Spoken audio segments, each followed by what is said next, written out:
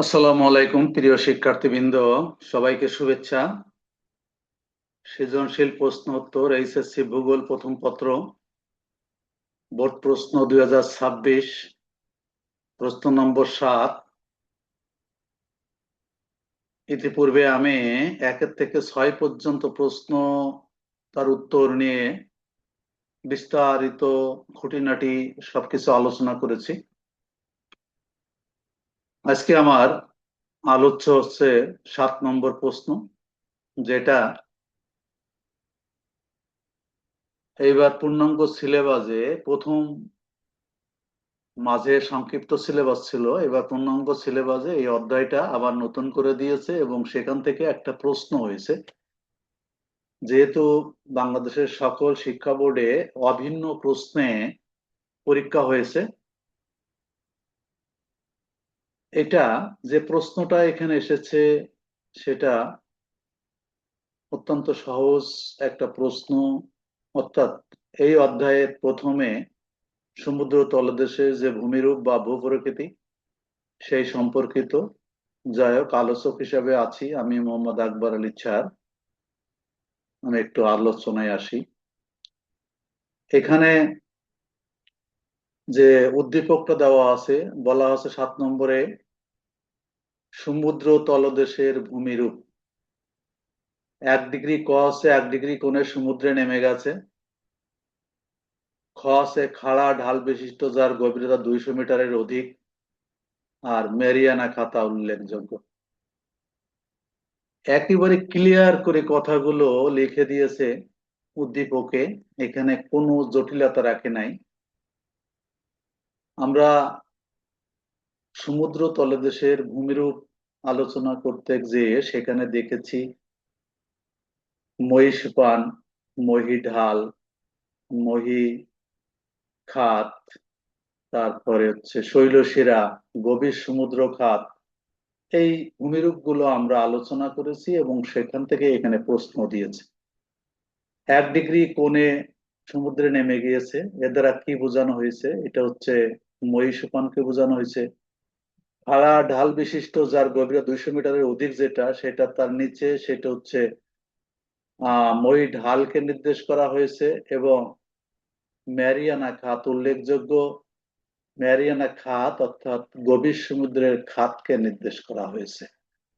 এই তিনটা জিনিস, মহীসোপান, মই ঢাল, গভীর সমুদ্রের সমুদ্র খাত, এইটা যদি কেউ বুঝতে পারে এবং তার সম্পর্কে যদি সামান্য ধারণা থাকে, তাহলে এই প্রশ্নের উত্তর দেওয়া সম্ভব। আর যদি ধারণা না থাকে, তাহলে তো উত্তরের কোনো প্রশ্নই আসে না। মহীসোপান কাকে বলে? প্রশ্ন, সমুদ্র সমভূমি কিভাবে গঠিত হয়, ব্যাখ্যা করো।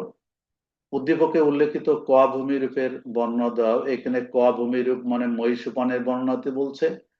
উদ্দীপকে উল্লেখিত খ ও গ ভূমিরূপের তুলনামূলক বিশ্লেষণ করো। খ হচ্ছে মহীঢাল এবং গ হচ্ছে গভীর সমুদ্র খাত।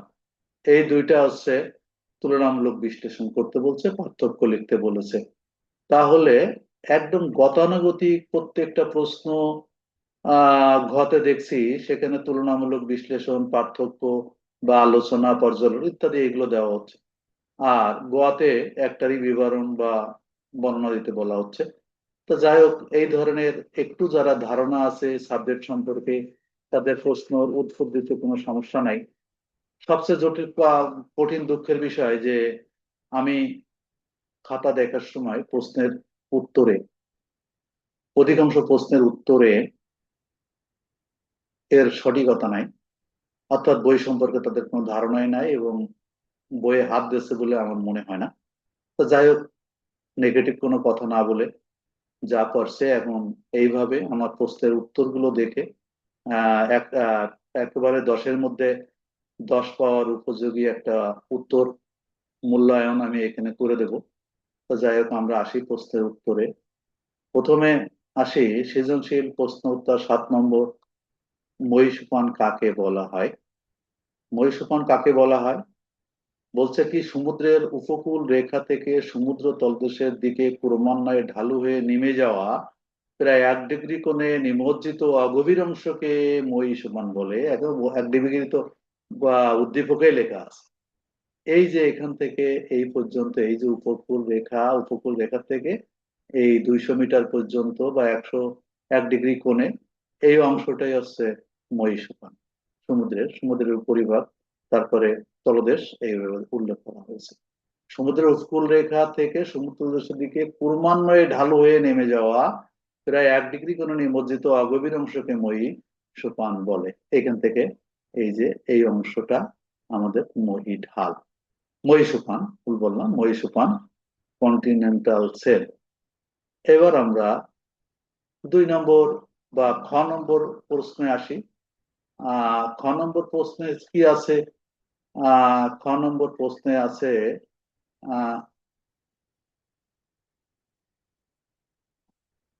সমুদ্র সমভূমি কিভাবে গঠিত হয় ব্যাখ্যা করো। সমুদ্র সমভূমি কিভাবে গঠিত হয়, সমুদ্র তলদেশের যে সমভূমি আছে সেটা, এখানে দেখো সমুদ্র তলদেশের সমভূমি বলতে এই অংশটা বোঝানো হয়েছে।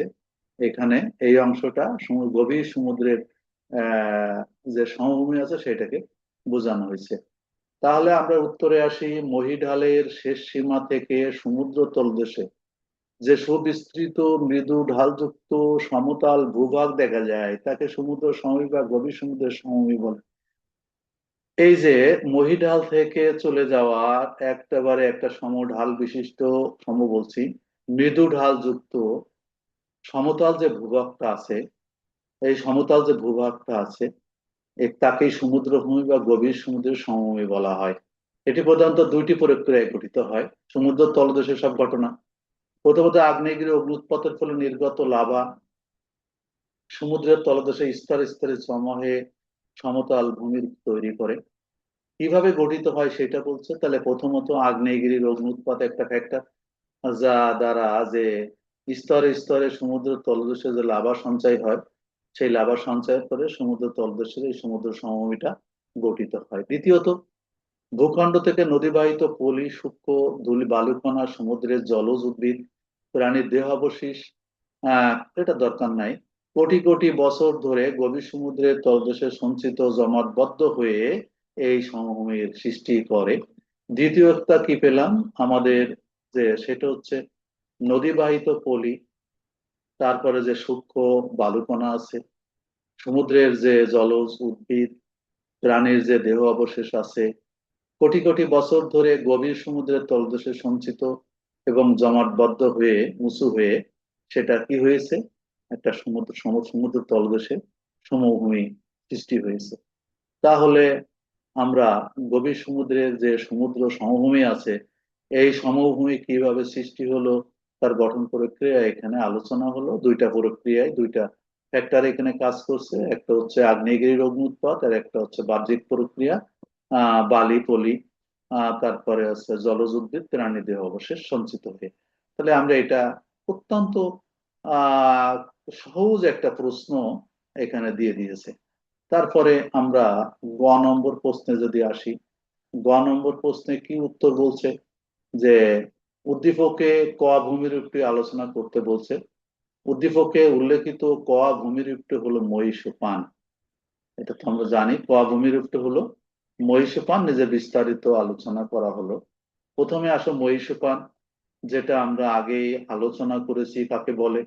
সমুদ্র উপকূলের স্থলভাগ ক্রমান্বয়ে ঢালু সমুদ্রের পানির নিচে নেমে যে নিমজ্জিত অঞ্চলের সৃষ্টি করে তাকে মহীসোপান বলে। এটি সমুদ্র তলদেশের প্রথম অংশ, যেটা মহীসোপান একটা প্রশ্নই পড়েছিল কতে, জ্ঞানমূলক। তা আমরা যদি এইটুক প্রথমে যে এইটুক লিখতে পারলে আমরা বলেছি 1 পাবে, এইটুক লিখতে পারলে 2 পাবে, আর বাকিটুক লিখতে পারলে 3 পেয়ে যাবে। জ্ঞান, অনুধাবন এবং প্রয়োগ, এই 3টা অংশ লিখতে পারলে সে 3-এর মধ্যে 3 পেয়ে যাবে। প্রশ্নের উত্তর এইভাবেই কিন্তু লিখতে হবে। প্রধান বৈশিষ্ট্য সমূহ কি, ঢালটা কেমন, এর গড় ঢাল খুবই কম, মাত্র 1 ডিগ্রি বা তারও কম কোণে সমুদ্রেকে নেমে যায়, যেটা উদ্দীপকে উল্লেখ করাই আছে। গভীরতা কত, গড় গভীরতা 100 থেকে 200 মিটার হয়ে থাকে, এটাও উল্লেখ করা আছে, 200 মিটারের অধিক হবে না। তলদেশীয় সোপান উপকূলের কাছাকাছি অংশ। বহিঃসোপান, এই যে মহিডালকে এবার বিভাজন কি, সোপানকে 2টা ভাগে ভাগ করা হয়েছে, একটা তটদেশীয় সোপান, একটা হচ্ছে বহিঃসোপান। উপকূলের কাছাকাছি অংশ এবং উপকূল থেকে দূরের বাইরের অংশ, এই দুইটা অংশে এখানে বিভক্ত করা হয়েছে। তারপরে আমরা তাহলে মহীসোপান সম্পর্কে আলোচনা করলাম। অর্থনৈতিক ও জৈবিক গুরুত্ব, এখানে কিছু অর্থনৈতিক এবং জৈবিক গুরুত্ব রয়ে গেছে মহীসোপানের। মৎস্য ক্ষেত্র হিসাবে এই অঞ্চলে সূর্যের আলো সহজেই পৌঁছাতে পারে, ফলে প্রচুর প্ল্যাঙ্কটন ও জলজ উদ্ভিদ জন্মায়, যা মাছের প্রধান খাদ্য। এ কারণে পৃথিবীর প্রধান মৎস্য আহরণ ক্ষেত্রগুলো এখানে অবস্থিত, এখানে এখানে অবস্থিত। খনিজ সম্পদটা কি? খনিজ সম্পদ, পৃথিবীর অধিকাংশ খনিজ তেল, প্রাকৃতিক গ্যাস উত্তোলনের স্থানগুলো এই মহীসোপানে অবস্থিত। খনিজ তেল বা এগুলা এই মহীসোপানেই পাওয়া যায়। তাহলে যদি এতটুকু লিখতে পারো তাহলে তো 3 হয়ে গেল। এইবার আমরা ঘ নম্বর প্রশ্নে যাওয়ার চেষ্টা করি। ঘ নম্বর যে প্রশ্নটা ছিল, আসলে বলছে যে খ এবং গ ভূমিরূপের মধ্যে তুলনামূলক বিশ্লেষণ করা। খ এবং গ ভূমিরূপের মধ্যে তুলনামূলক বিশ্লেষণ করা। খ ভূমিরূপটা ছিল মহীঢাল, আর গ ভূমিরূপটা ছিল গভীর সমুদ্রের সমুদ্র খাত। তাহলে এখানে আমরা উত্তর কি লিখতে পারি? যে মহীঢাল ও মহীখাতের তুলনামূলক বিশ্লেষণ। উদ্দীপকের তথ্য অনুযায়ী খ ভূমিরূপটা হলো মহীঢাল কন্টিনেন্টাল স্লোপ, এবং গ ভূমিরূপটা হলো গভীর সমুদ্র খাত ওশান ট্রেন্স বা ডিপ। এইটুক লিখলে কি হলো, এক পেয়ে গেল। সমুদ্র বক্ষের দুইটি গুরুত্বপূর্ণ ভূমিরূপের গঠন, অবস্থান, বৈশিষ্ট্যের দিক থেকে ব্যাপক পার্থক্য রয়ে গেছে। এর নিচের তুলনামূলক বিশ্লেষণ করা হলো। এতটুকু লিখলেই তো 2 পাওয়া গেল। মানে এইবার পার্থক্য আসো। অবস্থানগত পার্থক্য সেটা কি? মহীঢাল, আমরা এই যে মহিষপানের নিচের অংশ, যে খাড়া ঢাল বিশিষ্ট যে অংশটা, এই মহি খাতের আহ আগ পর্যন্ত, গভীর সমুদ্র আগ পর্যন্ত, এইটা হচ্ছে এখান থেকে এই পর্যন্ত কি হলো, এটা হচ্ছে মহি খাত। মহিঢাল, মহি খাত বলছে, এটা মহিঢাল।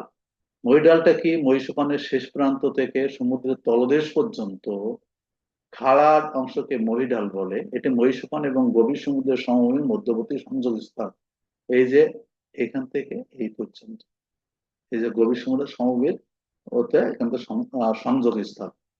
সমুদ্র খাত, গভীর সমুদ্র, এটি সাধারণত গভীর সমুদ্রের সমভূমি অঞ্চলে বা মহাদেশীয় সামুদ্রিক পাতের সীমানায় অবস্থিত গভীর সংকীর্ণ ফাটল। এই যে যেমন ম্যারিয়ানা খাত বলা হয়েছে, এখান থেকেই গভীর সমুদ্রের খাত, তলদেশে ম্যারিয়ানা খাত। পৃথিবীর সবচেয়ে যে গভীরতম অংশ যেটা, সেটা এটা, যেখানে মেরিয়ানা খাতের কথা উল্লেখ করাই আছে। তাহলে আমরা একটা পার্থক্য পেয়ে গেলাম। এখানে আমার 4 নম্বরের উপযোগী একটা প্রশ্নে, অর্থাৎ 4 নম্বরের প্রশ্ন, অর্থাৎ কমপক্ষে 4 থেকে 5টা পার্থক্য, একটা পার্থক্য আমরা পেলাম। আমরা 2 নম্বর পার্থক্য যদি আছে গভীরতা ও ঢাল, সেখানে আমরা যদি আলোচনা করতে আসি, তাহলে আমরা কি, এর গভীরতা 200 মিটার থেকে 3000 বা 4000 মিটার পর্যন্ত থাকে। এর ঢাল বেশি খাড়া, 2 ডিগ্রি থেকে 5 ডিগ্রি। 2 ডিগ্রি থেকে 5 ডিগ্রি। মহিষিপানের ঢাল ছিল 1 ডিগ্রি, এখানে 2 ডিগ্রি থেকে একটু আহ খাড়া ঢাল বিশিষ্ট এটা। গভীর সমুদ্র খাত, এগুলোর গভীরতা সাধারণত 5000 মিটারের চেয়ে বেশি হয়। এর তলদেশে অতি সংকীর্ণ, অত্যন্ত সংকীর্ণ, এর পার্শ্ববর্তী ঢাল অত্যন্ত খাড়া হয়। এখানে এই যে মহাসাগরীয় যে খাতের কথা উল্লেখ আছে, যে ম্যারিয়ানা খাত, 10,870 মিটার গভীর যে ম্যারিয়ানা খাত, এটা উল্লেখ করা হয়েছে এখানে। সবচেয়ে গভীরতম অংশ সমুদ্রের, পৃথিবীর সবচেয়ে গভীরতম অংশ যেটা, এটা। তাহলে আমরা এখানে 2টা পার্থক্য পেলাম। আয়তন এবং বিস্তৃতিতে যদি আসি, এখানে মহিডালে কি, এটি পৃথিবীর মোট সমুদ্র তলদেশে প্রায় 8.5% অঞ্চল জুড়ে অবস্থান করে। এটি সমগ্র পৃথিবী জুড়ে এই মহাদেশগুলোর প্রান্তে অবস্থিত। গভীর সমুদ্র খাত, সমুদ্রের মোট আয়তনের তুলনায় এদের বিস্তৃতি খুব কম, তবে এগুলো প্রশান্ত মহাসাগরের সবচেয়ে বেশি দেখা যায়, যেটা ম্যারিয়ানা খাতের কথা এখানে উল্লেখ করা হয়েছে। 3টা পার্থক্য পেলাম আমরা। আরো কিছু পার্থক্য নিয়ে আসি 4 এবং 5 নম্বর, যেটা 5টা পার্থক্য দেওয়ার চেষ্টা করি। গঠন, এটা কি হলো, গঠনটা হচ্ছে মহিডাল সাধারণত মহাদেশীয় ভূত্বক ও সামুদ্রিক ভূত্বকের মিলনস্থলে টেকটনিক অবতরণ বা পলি জমার কারণে এটি গঠিত হয়। এখানে কোনো কোনো স্থানে সাবমেরিন ক্যানিয়ন বা গভীর গিরিখাত দেখা যায়। আর গভীর সমুদ্র খাত টেকটনিক পাতের সংঘর্ষের ফলে, বিশেষ করে যখন একটি সামুদ্রিক পাত অন্য একটি পাতের নিচে তলিয়ে যায়, সাবডাকশন জোন, যেটা সমুদ্র তলদেশে এই গভীর খাতে সৃষ্টি হয়। তাহলে আমরা এখানে চারটা পার্থক্য পেলাম। পলির উপস্থিতি আমরা যদি আলোচনা করি, মহীঢালে মহীসোপান থেকে নেমে আসা প্রচুর পরিমাণে কাদা, বালু ও পলি এই অঞ্চলে সঞ্চিত হতে দেখা যায়। আর গভীর সমুদ্র খাত অত্যন্ত গভীর হওয়ায় এখানে স্থলবেগ পলি পৌঁছায় না বললেই চলে। তবে সামুদ্রিক জীবদেহ অতি সূক্ষ্ম কণা এখানে সে জমা হতে পারে। তাহলে এখানে কি হয়, এখানে সমুদ্রের জন্মায় যেগুলো সেগুলো এখানে জমা হয়, আর নদী বা সমুদ্র থেকে যে পলি আসে সেগুলো এই এখানে জমা হয়, মহীডালে জমা হয়। তাহলে এই পাঁচটা পার্থক্য যদি কেউ লিখে থাকে, কোনো কি বলবো, কোনো এক্সামিনারের দুঃসাহস নাই চারের নিচে নাম্বার দেওয়া। আসলে প্রশ্নের উত্তর হলে তাকে নাম্বার কম দেওয়াটাই একটা কঠিন ব্যাপার।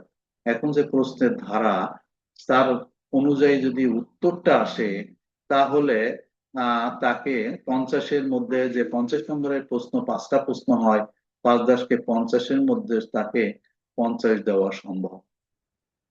এখন কোন রকম অজুহাত ছাড়াই তাকে সে 50 পেতে পারে। সেই জন্য আমি আশা করব যে তোমরা প্রশ্নের উত্তরগুলো সঠিক লেখার চেষ্টা করো এবং বই পড়ার চেষ্টা করো। বই পড়ার কোনো বিকল্প নেই। বই থেকে বিচ্ছিন্ন হয়ে যেই শিক্ষার্থীদের এই করুণ দশায় উপনীত হয়েছে, আশা করা যায় খুব দ্রুতই এই সমস্যার সমাধান হবে এবং শিক্ষার্থীরা আবারও পড়ার টেবিলে ফিরে আসবে। সবার শুভকামনা করে আজকের মতো এখানেই শেষ করি। আল্লাহ হাফেজ।